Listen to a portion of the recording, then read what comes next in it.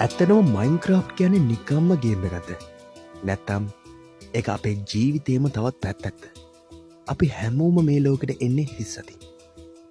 ජීවිතය වගේම තමයි. මෙතනත් මුලින්ම තියෙන්නේ පැවැත්ම වෙනුවෙන් කරන අරගලයක්. සරම දේ පවා අපි මහන්සි වෙලා හොයා ගන්න ඕනේ.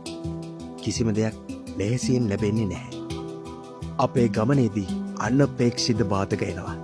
අපි හදපු දේවල් එක මොහොතින් විනාශ වෙන්න පුළුවන්. හැබැයි මයින්ක්‍රාෆ්ට් අපිට උගන්වන්නේ වැටුණු තැනින් ආයෙත් නැගිටලා ඊට වඩා ශක්තිමත්ව ගොඩනගන්න කියන එක. ටික කාලයක් යනකොට අපි අපේම කලාවක් නිර්මාණය කරනවා. ගල් කැටයකින් පටන් අරන් දැවැන්ත මාලිගා හදලා. මේක හුදෙක් ගඩොල් ඇල්ලීමක් නෙවෙයි. මේක අපේ හිතේ තියෙන හීන ලෝකයක් ඇත්ත කරන කලාවක්. අවසානයේදී අපිට වැටහෙනවා වැදගත් වෙන්නේ ගමනාන්තයෙන් නෙවෙයි. අපි මේ දේවල් නිර්මාණය කරපු ගමනයි.